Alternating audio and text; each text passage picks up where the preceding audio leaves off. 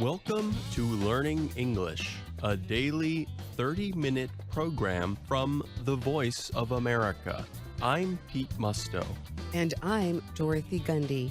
This program is aimed at English learners, so we speak a little slower and we use words and phrases especially written for people learning English.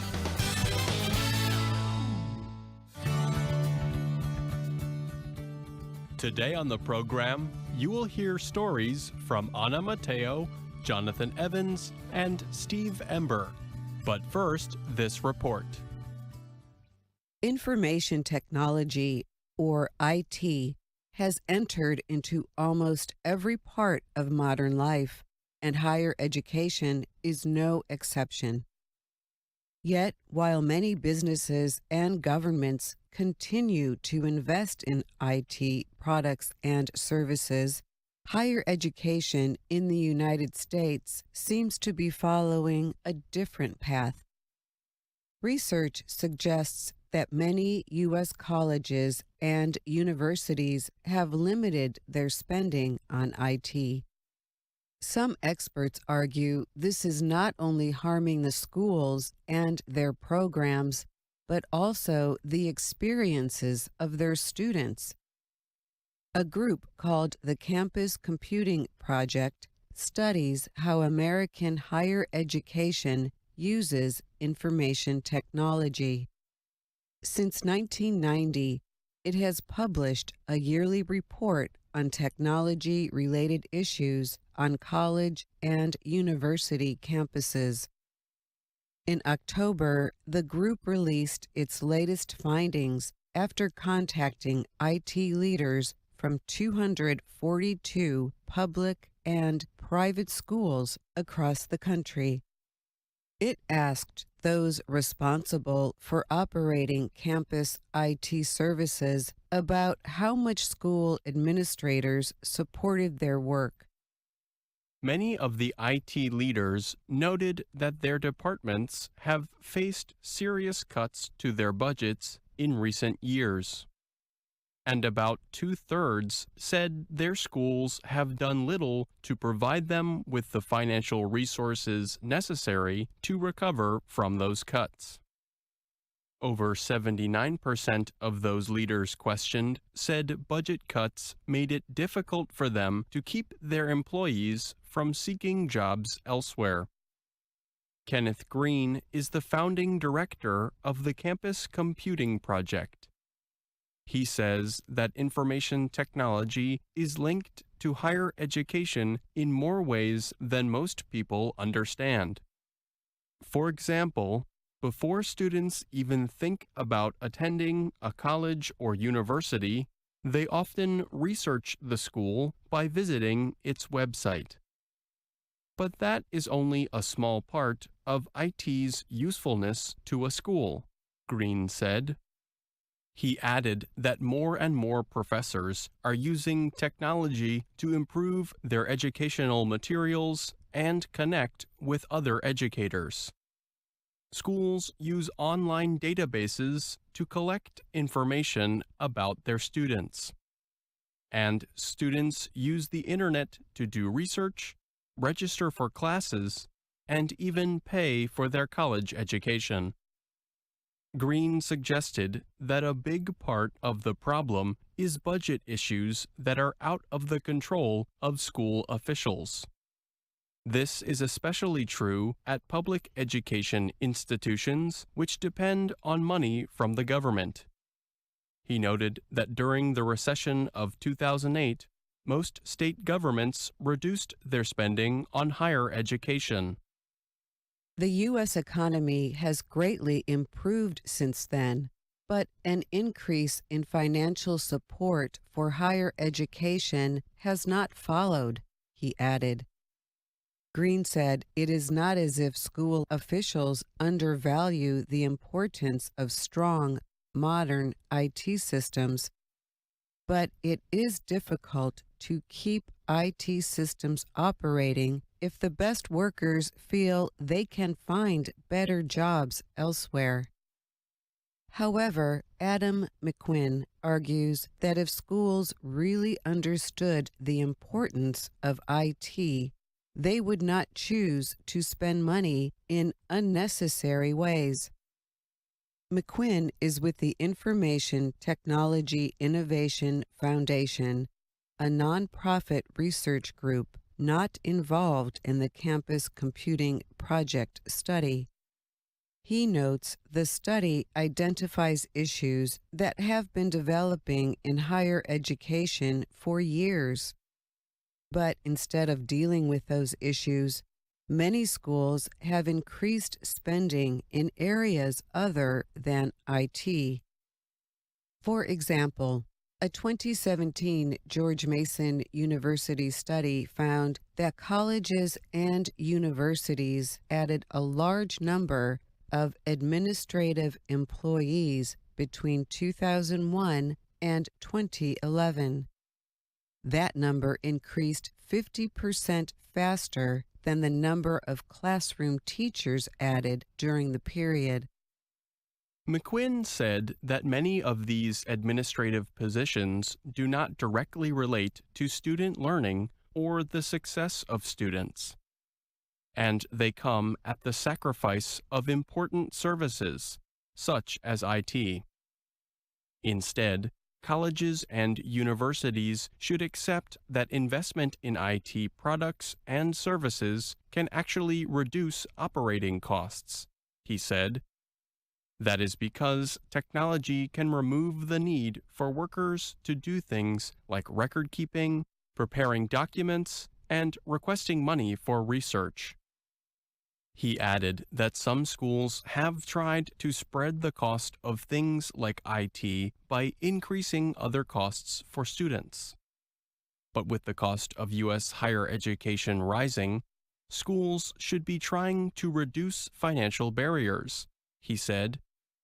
And there should be more efforts like a recent Department of Education program that pays for improvements to IT security training systems at community colleges. The Campus Computing Project's Kenneth Green said that schools need to get a better picture of how well their IT services are operating. His study found that only about 20% of the 242 colleges and universities have a process of examining the benefits of technology on their campuses. We talk about the power of technology, Green said, but it's still the case that a lot of the decision-making is done with opinion or epiphany. We don't do a good job, at least in the United States, about gathering evidence and doing research about our investments in technology. I'm Pete Musto. And I'm Dorothy Gundy.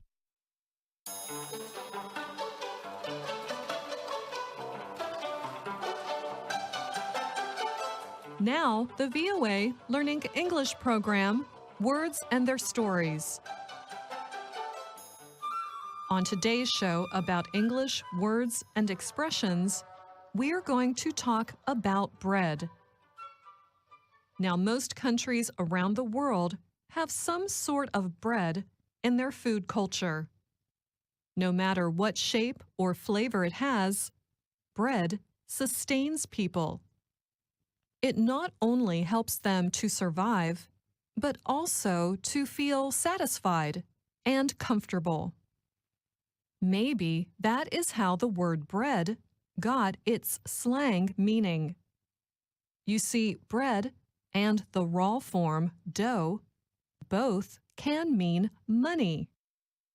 Using bread and dough this way may sound a little outdated, but you will hear it used that way, so it's good to know.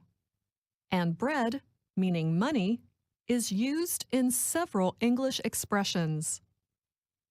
Take, for example, this very current, common, and useful expression, breadwinner. Even though bread here means money, the word breadwinner does not mean someone who has won money in a competition. A breadwinner is a person who makes money for others. They are the ones who pay the bills in a family. They support or provide for dependents. So we can also call a breadwinner a provider. Let's hear it used in this example. I saw Elsa the other day. She looked so tired. What's going on? She has a lot of pressure on her right now. Her parents are both really sick. So she is now the breadwinner for her whole family. Oh, wow. Doesn't she have a brother in college? Yeah, and her grandfather lives with her. So she has to provide for all of them. No wonder she looked so tired. She has to support a lot of dependents on one salary. To throw another food expression into the discussion, the breadwinner in a family is also the person who brings home the bacon. These days, some people also use cheese to mean money. Put bread, bacon, and cheese together, and you have a lot of money. Not to mention a really tasty sandwich. Now, if you are the sole breadwinner for your family, it is important that you keep your job. It would be cruel for someone to take the bread out of your mouth. That does not mean they stole your sandwich while you were eating it. This expression means they took away your ability to make money, your livelihood. And that would be terrible for your whole family. If you lose your livelihood, you could end up on the breadline. A breadline is a line of people seeking food from a charity or government agency. In the 1930s, during the economic depression in the United States, it was common to see hundreds of people in big cities waiting on bread lines. So being on the breadline describes someone who depends on food donations to survive. And that's the end of this Words and Their Stories. I'm Anna Mateo.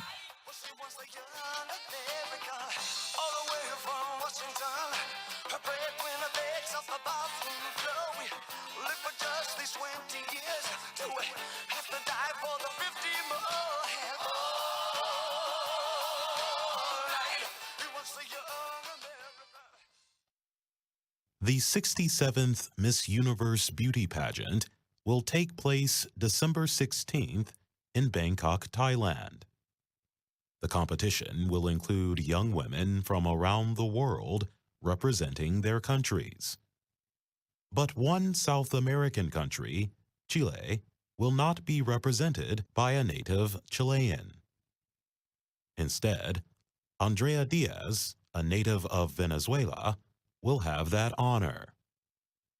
Diaz grew up in Valencia, Venezuela.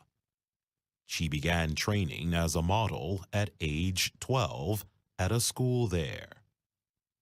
At 19, she won a pageant organized by her town's baseball team. As Diaz moved along her career path, she also moved away from home. She went first to Panama and later to Mexico for modeling jobs. In 2015, she settled in Chile, where most of her family members now live. The 27-year-old woman told the Associated Press, "I represent the new Chile. This is an inclusive country where immigrants come in search of opportunities." Thousands of people leave Venezuela each day to escape a lack of food and medicine in the country. Its economic crisis has created an almost 1,000,000% inflation rate. Many beauty pageant hopefuls have left Venezuela and have found work in modeling and media fields. Diaz is one of several Venezuelan beauty pageant competitors representing countries other than their homeland. Next month, A Venezuelan competitor will represent Portugal at the Miss World event in China. And a recent Miss Earth pageant had 2 Venezuelan models who competed for other countries, including Jessica Russo. Russo represented Peru just 1 year after moving to the country. She told the AP, "My dream of being a beauty queen was not going to stop just because I arrived in a new country." The 22-year-old competitor did not make it into the Miss Earth finals, but she is not giving up. She says she hopes to one day win a competition for Peru, the country where her mother was born. I'm Jonathan Evans. Today on The Making of a Nation, we tell about the European settlers who established colonies in the American Northeast in the 1600s. Here is Steve Ember.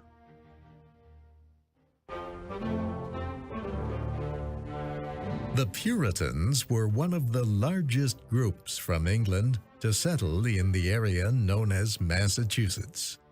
They began arriving in 1630. The Puritans had formed the Massachusetts Bay Company in England. The king had given the company an area of land between the Charles and Merrimack rivers. The Puritans were Protestant Christians who had split from the Anglican Church. They wanted to change the church to make it more holy, more pure in their eyes. The Puritans were able to live as they wanted in Massachusetts.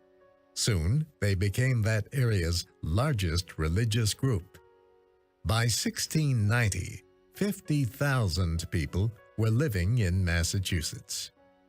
Puritans thought their faith was the only true religion and that everyone should believe in it.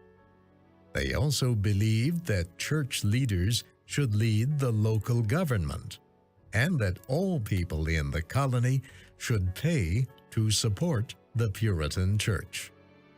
The Puritans thought it was the job of government leaders to tell people what to believe.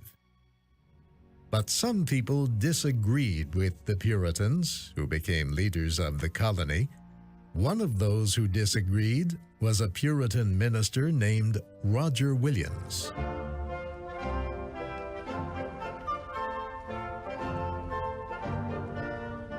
Roger Williams believed, as all Puritans did, that other European religions were wrong. He thought the spiritual traditions of the Native Americans were wrong too. But he did not believe in trying to force others to agree with him. He thought that it was a sin to punish or kill anyone in the name of Christianity. And he thought that only members of the church should have to pay to support the church. Roger Williams began speaking and writing about his ideas. He wrote a book arguing that it was wrong to punish people for having different beliefs. Then he declared that the European settlers were stealing land that belonged to the Indians. He said the King of England had no right to let people settle on land that was not his.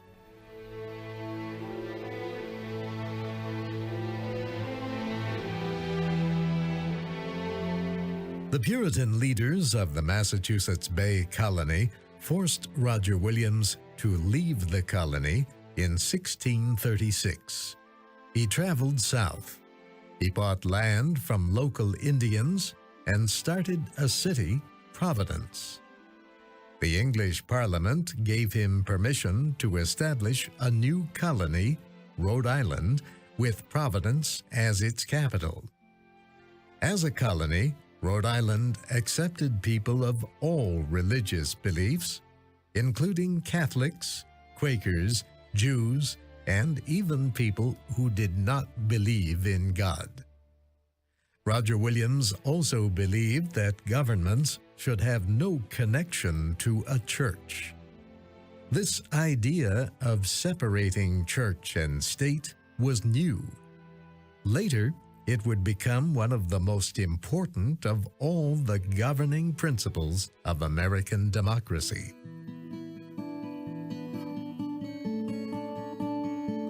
Other colonies were started by people who left Massachusetts to seek land.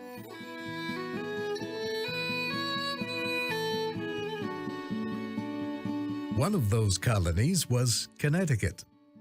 A group led by a Puritan minister named Thomas Hooker left Boston in 1636.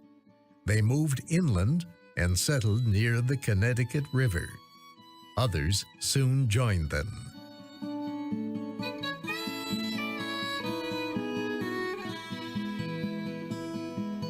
Other groups from Massachusetts traveled north to find new homes. The King of England had given two friends a large piece of land in the north. The friends divided it. John Mason took what became the colony of New Hampshire. Ferdinando Gorgas took the area that later became the state of Maine. Maine was never a colony. It remained a part of Massachusetts until the United States was established in 1776.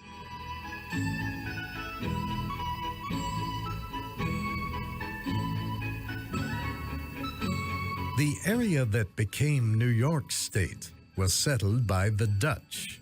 They called it New Netherland. Their home country, the Netherlands, was a great power with colonies all over the world. A business called the Dutch West India Company owned most of the colonies. The Dutch claimed American land because of explorations by Henry Hudson, an Englishman working for the Netherlands. The land the Dutch claimed was between the areas settled by the Puritans in the north and the Anglican tobacco farmers in the south. The Dutch were not interested in settling the territory. Instead, they wanted to earn money.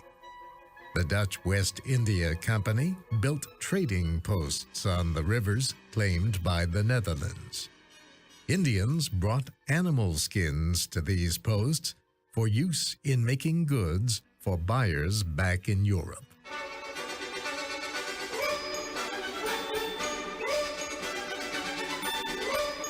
In 1626, the Dutch West India Company bought two islands from the local Indians. The islands were Manhattan and Long Island. The Dutch paid for Manhattan with goods worth only about $24. The Dutch West India Company tried to find people to settle in America, but few Dutch wanted to leave Europe. So the colony welcomed people from other colonies and other countries. These people built a town on Manhattan Island.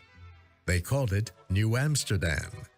It was soon full of people who had arrived on ships from faraway places.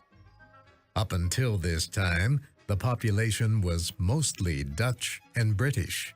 But now one could hear as many as 18 different languages spoken in New Amsterdam. In 1655, the governor of New Netherland took control of a nearby Swedish colony on Delaware Bay. 9 years later, the English did the same to the Dutch. The English seized control of New Amsterdam and renamed it New York. That ended Dutch control of the territory that is now the states of New York, New Jersey, and Delaware. Most of the Dutch in New Amsterdam did not leave after it became New York. The English allowed everyone to stay. They let the Dutch have religious freedom. The Dutch were just not in control anymore.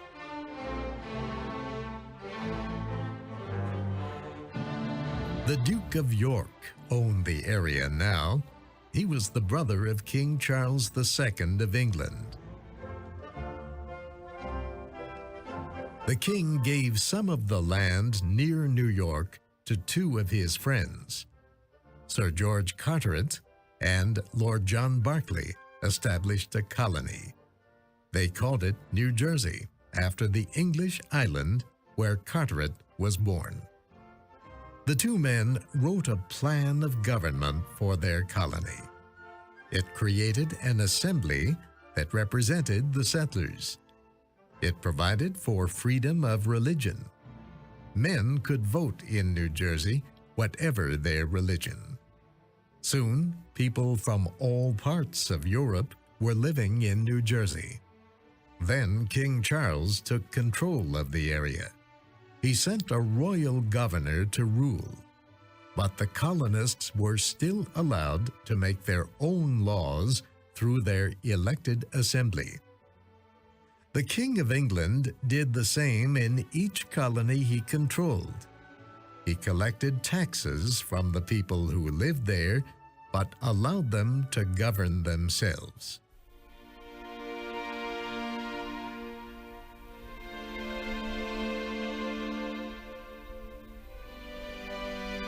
One religious group that was not welcome in England was the Quakers. Quakers call themselves Friends. They believe that everyone has an inner light that leads them to God. Quakers believe they do not need a religious leader to tell them what is right, so they had no clergy. Quakers believe that all people are equal. The Quakers in England refused to recognize the king as more important than anyone else. They also refused to pay taxes to support the Anglican Church.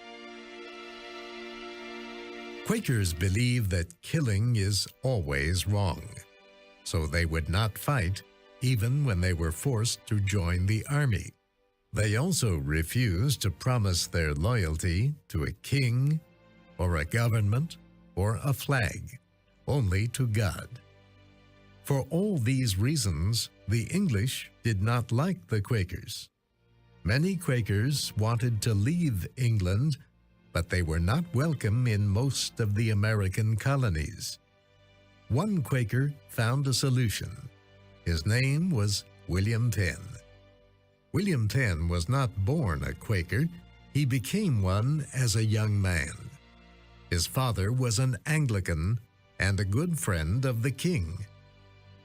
King Charles borrowed money from William's father. When his father died, William Penn asked that the debt be paid with land in America. In 1681, the king gave William Penn land, which the King's Council named Pennsylvania, meaning Penn's Woods in Latin. The Quakers now had their own colony. William Penn said the colony should be a place where everyone could live by Quaker ideas. That meant treating all people as equals and honoring all religions.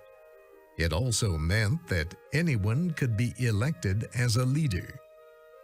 In most other colonies, people could believe in any religion, but they could not vote or hold office unless they were a member of the majority church. In Pennsylvania, all religions were equal.